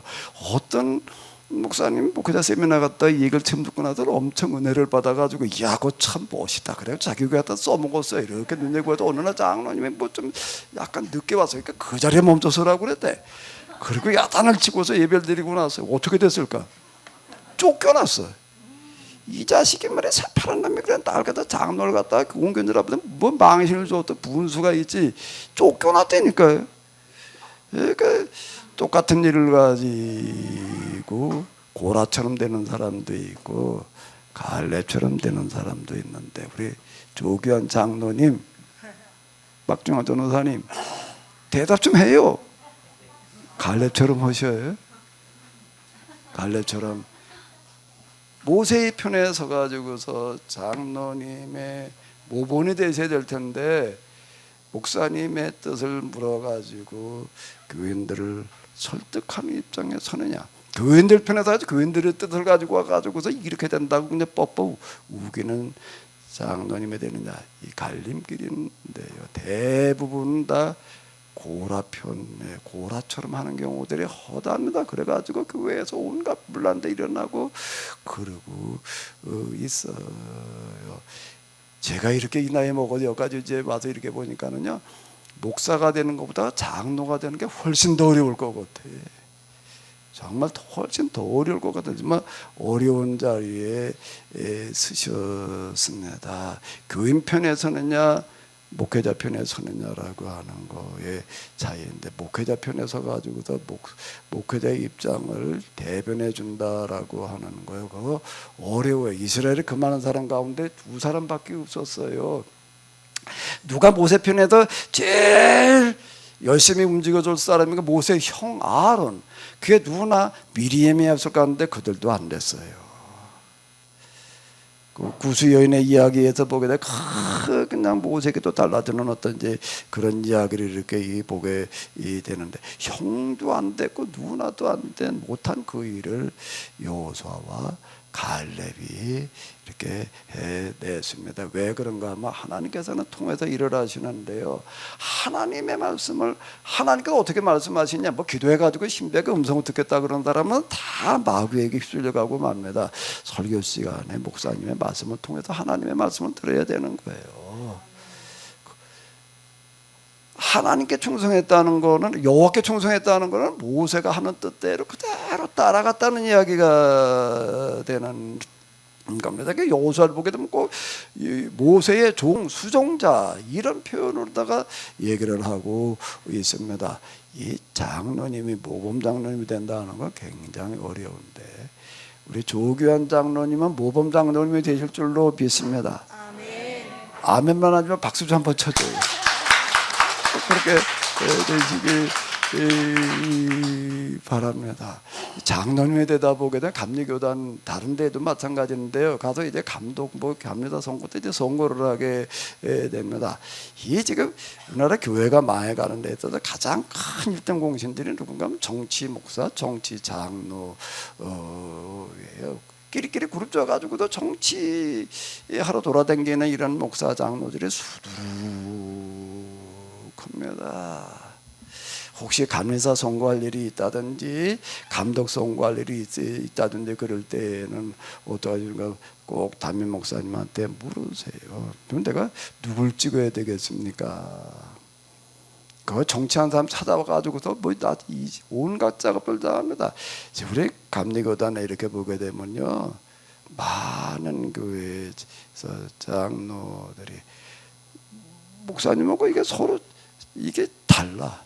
지지하는 게 목사님은 이 후보들 찍으려고 그래. 근데 장로는 거기 안 따라가요. 그냥 지 뜻대로 하겠다 그런 경우들이 허다합니다. 이게 말이 안 되는 어떤 이런 건데요. 이거 뭐 다 아는 얘기니까, 지금 국회의원의 정치 선거판에서는 누가 5만 원 어제 고사진에 돼지머리에 끼웠다고 해가지고서 그거 가지고 선거법 위반하다가 저 탈락되는 사람들이 있는데요. 그래서 감리사 또는 감독 선거 올 때 돈 봉투 왔다 갔다 하고 밥얻어 먹는 일들은 그냥 예사고, 돈 봉투 가지고 왔다 갔다 하는 일이 허다한데 절대 가서 그런 밥 드시지 마셔요. 그거 먹고 체해. 절대 그 돈 받으려고 그러지 말고요. 아멘. 저도 감독 선거 때 여기 누가 왔어요. 그래도 뭐 밥 먹으러 와서 여기 봉평 마크스 여기 있을 때 거기에서 밥 먹으러 가자고 갔어요. 그때 이 양반들이 이제 먼저 가서 계산을 했더라고요. 그래서 내가 그랬어요. 나 내 목회 평생에 선거운동 때 밥 얻어 먹었다 소리 들을 수가 없다. 그래서 이 계산을 했으니 어떻게 해야 되나? 그 밥값은 내가 도로 주겠다 그래가지고 저 막국수 하는 거 얻어 먹고 10만 원 줬어 내가. 그래서 어쨌든 절대 정치에 뭐 우리 조기환 장로님은 절대 휩쓸릴 것 같지가 않아요. 이런 데 휩쓸리지 마시고 정말 우리 둔대 교회에서 앞으로 목회자가 이제 저도 뭐 은퇴를 해야 되니까 바뀌더라도 목회자의 뜻을 잘 받들어서 잘 이렇게 앞장서서 교인들을 설득하고 이끌어가시는 그런 장로님 되시기 바랍니다. 그러면 하나님께서 갈렙에게 주셨던 축복과 같은 축복을 주실 텐데 어떤 축복인가라고 하게 되면 갈렙에게는 그 사유가 있는데 최초의 사사 온니엘이라고 하는 사람이 여기 온니엘 여기 최초의 사사인데 이게 갈렙의 사유예요. 이 사람은 무슨 일을 했는가라고 하게 되면 메소포타미아의 지배로부터 벗어나겠다. 이 가나안이라는 게 소돔과 고모라의 전쟁의 이야기, 아브라함의 이야기에 나오는 걸 보게 되면 그때도 벌써 메소포타미아의 지배를 받고 있었어요. 계속 그렇게 지배를 받고 있었는데 이스라엘 사람들 가나안에 들어가 가지고도 땅을 차지했지만 메소포타미아의 지배를 받을 수밖에 없는 그런 상황에 우리나라 중국하고 우리나라하고 그 세력이라 그 정도밖에 안 되니까 뭐 힘이 약하니 별 수가 있나? 근데 그 문제를 누가 해결을 했나 하게 되면 온니엘이라고 하는 첫 번째 사사가 다 한 일들이 중요하지만은요 온니엘만큼 큰 일을 하는 사람이 없어. 그 영원히 메소포타미아의 지배를 받을 수밖에 없는데 이거를 해결해 놨다라고 하는 건데요. 그런 축복이 함께 하시기를 바랍니다. 우리 조기환 장로님 자녀들이 온 것 같은데 잠깐 일어나 봐요. 아들 며느리 또 따님도 있는데 우리 박수 좀 한번 쳐줘요. 내가 바라고 기대하기는 우리 부모님들만큼 훌륭한 신앙을 가진 분들 찾아보기가 어려운데 그런 신앙 다 유받아서 온니엘처럼 되길 바래요. 기대할게요. 예, 앉아요. 예. 다 이렇게 훌륭한 모범된 그런 장로님 꼭 되시기를 바랍니다. 이 시간에는 우리 교회도 그래도 좀 먼저 장로님에 대신 우리 이정호 장로님께서 나오셔서 좀 아무래도 한 말씀 해주셔야 될 것 같아요. 네, 우리 이정호 장로님에게 좀 시간을 드리도록 하겠습니다. 네, 감사합니다. 조기환 장로님이 경기도 군포시 둔대동 434번지 여기 땅은 별로 안 돼. 한 450평 정도 될 텐데 이 땅을 좀 차지하시기 바랍니다. 이 좀 적으시면 이 땅이 적으면 과천, 의왕, 군포 군포 지방회에 해당하는 땅을 차지하시기를 바랍니다. 시간이 많이 지나가서 제가 장로 되고 나서 보니까 제가 고라 역할을 많이 했던 것 같아요. 그래서 우선 목사님한테 굉장히 좀 죄송한 말씀을 드리고 우리 교인들한테도 죄송한 말씀을 드립니다. 이 고라 같은 사람은 이제 물러갈 때가 됐고 갈렙 같은 우리 조기환 장로님이 갈렙의 역할을 해서 이 고라 때문에 좀 무너진 이 둔대교회를 좀 믿음의 교회로 그렇게 굳게 세워주시기를 바랍니다. 시간이 좀 지나가서 제가 좀 잠깐 쓴 게 있는데 잠깐 읽어도 되겠습니까? 얼마 전에 제가 수건을 이렇게 정리를 하다 보니까 2015년 3월 이렇게 해서 이정호 장로 취임 이렇게 써진 것이 눈에 띄더라고요. 그래서 잠깐 여러 가지 상념에 잠겼었는데 그 2014년 여름 가을 그쯤에 이제 목사님으로부터 이 교회 장로를 제안을 좀 받고 여러 가지 좀 생각을 많이 했어요.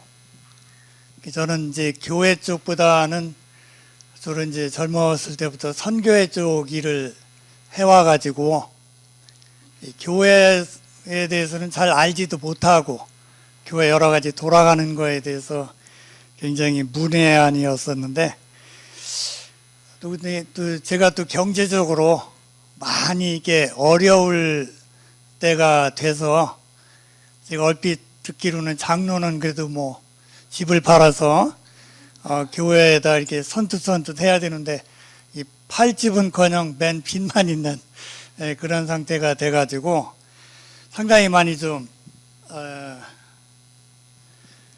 고민을 많이 했었어요. 그래도 기도하는 가운데 목사님께서 뭔가 좀 장로 역할을 할 사람이 필요하니까 이런 역할을 요구하시는 게 아닌가. 그래서 좀 배워가면서 이렇게 하면 되지 않겠나. 그래서 수락을 했고, 뭐 둔대교회에 계신 분들은 잘 아시겠지만 그 이후로 이제 뭐 이 교회 건축하는 문제, 뭐 또 이제 목사님께서 둔대교회 역사 여러 가지 자료들을 많이 이렇게 찾으시고 조사를 하셨고, 또 이걸 바탕으로 해서 이 계몽 야학의 중심인 교회다. 그렇게 해서 우리 둔대교회가 또 문화재로 등록이 됐고, 그럼으로써 또 뭐 체험학습 교실이라든지 이런 것들이 이제 여러 가지 활동들이 많이 이게 진행이 됐던 그런 상황이었었는데, 제가 좀 또 여러 가지 또 활동을 하느라고 이 장로로서의 역할을 좀 제대로 하지를 못했던 것 같아요. 그야말로 최소한의 활동을 했지 않았나, 그런 생각이 좀 들었었는데, 근데 이제 제가 마땅히 감당해야 될 그런 직무와 그 책무의 자리에 어느 순간에 이 조기환 장로님이 들어와 계시더라고요. 제가 어떤 일을 할 자리에 장로님이 먼저 오셔가지고 그 어려운 일들을 다 감당을 하셔서 그나마 교회가 이렇게 좀 우리 교인들이 느끼듯이 굉장히 좀 원만하게 교회가 잘 운영이 되었고, 그래서 너무 감사하고, 나중에는 이제 저도 또 조기환 장로님이랑 또 같이 해서 이 일들을 좀 잘했으면 좋겠다, 그런 생각들을 하게 됐습니다. 그리고 또 지금 이 시기가 이 강 목사님하고 또 제가 이 여러 가지 일을 이제 끝내야 될 시점이 됐어요. 올해 내년 이렇게 해서 저는 뭐 이제 목사님은 이제 내년에 뭐 퇴임을 하시고, 저도 이제 목사님이랑 이게 나이 차이가 많이 안 나서 저도 이제 뭐 이게 끝내야 될 시점이 다가오는데, 이 시점에 후임자를 좀 세워야 되는데, 아무리 좀 둘러봐도 조기환 장로님이 좀 이 일을 이끌어갈 적당한 후임자가 아닌가, 그런 생각이 들어서 제가 목사님한테 여러 차례 추천을 했습니다. 근데 이제 솔직히 뭐 장로라는 자리가 여러 가지 좀 부담스러운 자리거든요. 이제 둔대교회도 그러고, 또 이제 장로가 되면 이제 군부 지방회에 여러 가지 또 활동에 또 참여를 또 해야 되고, 부담스러운 자리인데, 하여튼 뭐 변화를 앞두고 있으니까 어떻게 좀 할 수 없다 싶어서 제가 몇 번 두 분한테도 말씀을 드리고, 그랬었는데 이제 이게 어려웠겠죠. 어려워서 몇 번 거절을 하셨는데 그래도 좀 많이 기도를 좀 해보시고 좀 생각을 해보시라고 그렇게 말씀을 했습니다.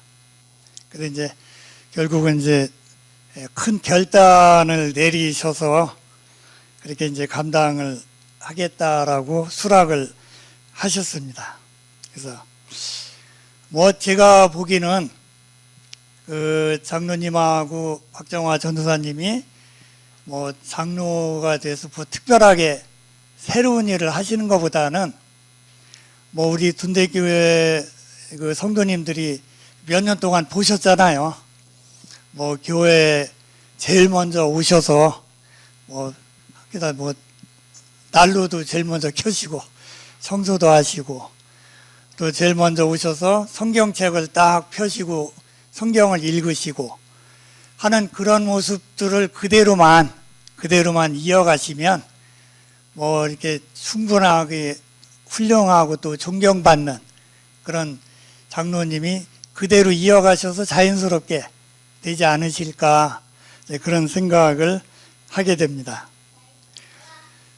둔대교회는 120년의 역사를 가지고 있습니다. 120년 역사에 아주 큰 족적을 남기실 그런 장로님이 되지 않으실까 이런 생각을 좀 하고 있고요.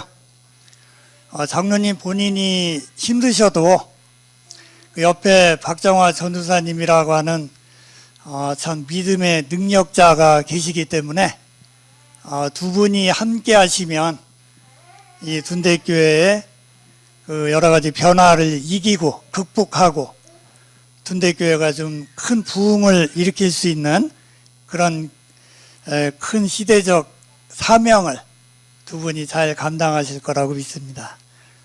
하여튼 축하드리고요. 또 굉장히 또 죄송한 말씀도 드리고 앞으로 많은 기대를 하겠습니다. 이 장로라는 직분이 제가 해보니까 저는 아까 고라 같은 역할을 해서 이게 큰 어려움이 없이 또 목사님이 많이 이렇게 이해를 해 주시고 또 격려를 해 주시고 그렇게 해서 그냥 목사님 말씀하신 대로만 따라서 이렇게 그냥 해왔기 때문에 그렇게 어려움이 없이 해왔던 것 같아요.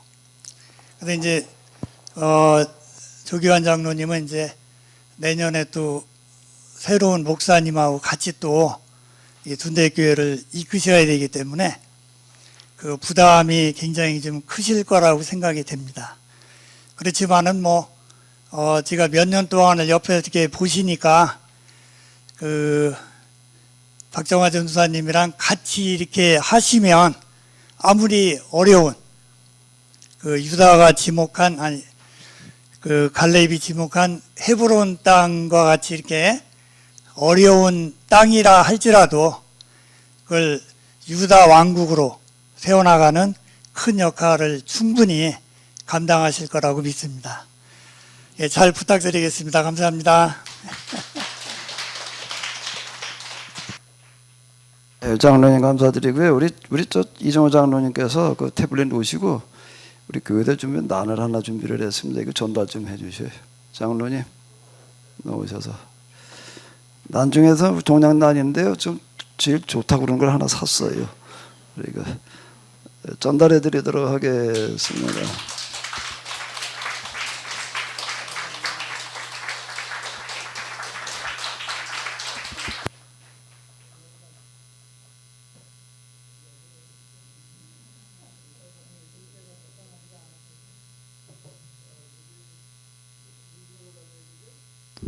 무슨 시간을 가져야 되죠?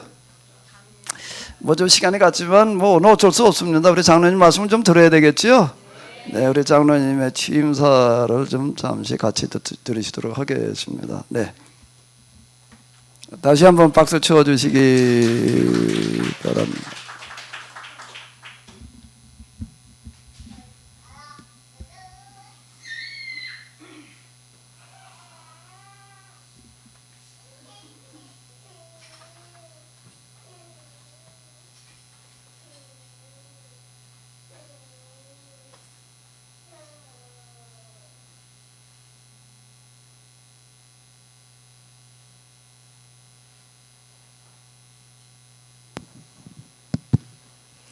네. 제가 둔대교회에 등록하고 우리 목사님 말씀을 매 주일마다 또 시간 될 때마다 이렇게 또 처음에는 이제 DVD로 몇 년 동안 또 저희 또 박정화 전사와 같이 먼저 말씀을 받고 또 그런 과정에서 설교하실 때마다 제가 좀 심적인 부담이 크지만 또 오늘에 이르러서 또 이렇게 장로라는 또 이렇게 직임을 맡으면서 또 이게 부담에 또 말씀을 또 이게 더 가정시켜 주시니 참 굉장히 부담스럽습니다. 사실은 부담스럽고 또 이정호 장로님께서 말씀하신 또 뭐 고라라고 말씀하셨는데 또 그거는 더 이게 겸손하신 그 말씀이고 또 저에게 또 이게 또 그런 말씀을 통해서 더 잘 또 해 나가라는 그런 또 경고의 또 조언의 말씀으로 제가 겸허히 또 받아들이겠습니다. 하여튼 감사합니다. 그럼 제가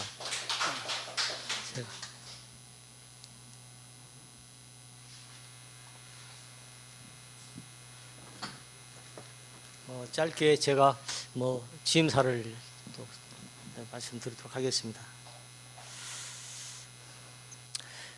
이제 겨울이 지나고 새로이 많은 생명들이 태동하는 봄을 맞이하면서 다시금 변화되는 자연을 바라볼 때 하나님의 섭리에 감사하는 마음이 새롭게 느껴집니다.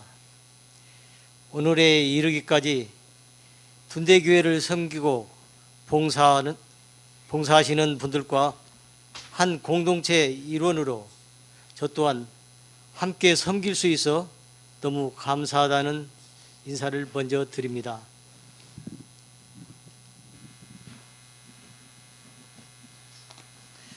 아시는 것처럼 우리 둔대교회는 목사님의 가르침이 바르게 해석된 성경 말씀으로 공부를 하며 예배를 드리고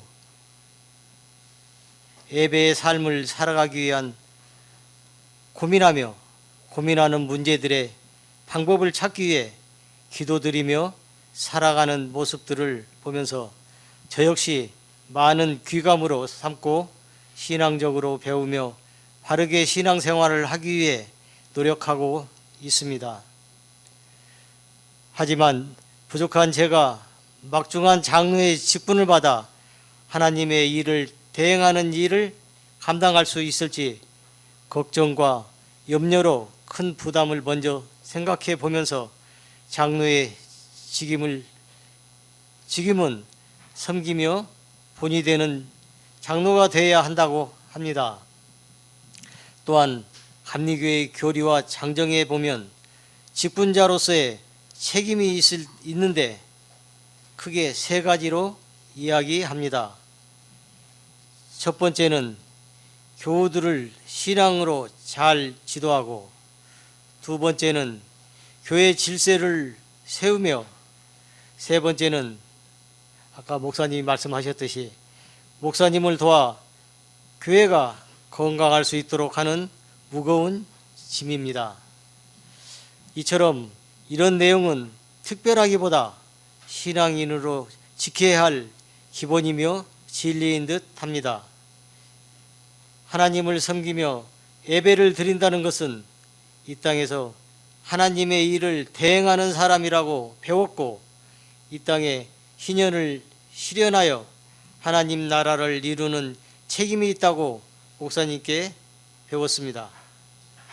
한편 저는 감사하다는 생각이 듭니다.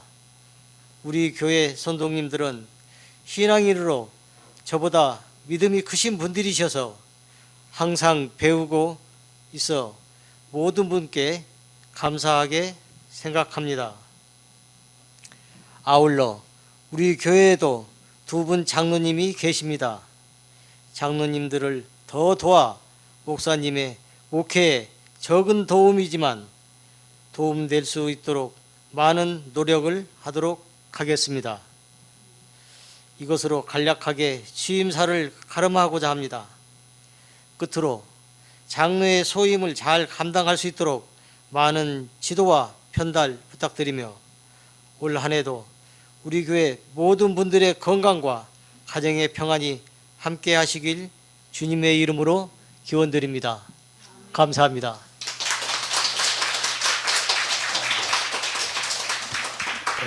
예. 축도로 예배를 마치도록 하겠습니다. 이제는 우리 주 예수 그리스도의 은혜와 하나님 아버지의 놀라우신 사랑과 성령님의 도우심이 저희들 모두에게 특별히 오늘 장로로 취임하는 우리 조기환, 박종화 그리고 그 가족들 위해 지금부터 영원히 함께하여 주시옵시기를 간절히 축원하옵나이다. 아멘. 예, 감사합니다. 네.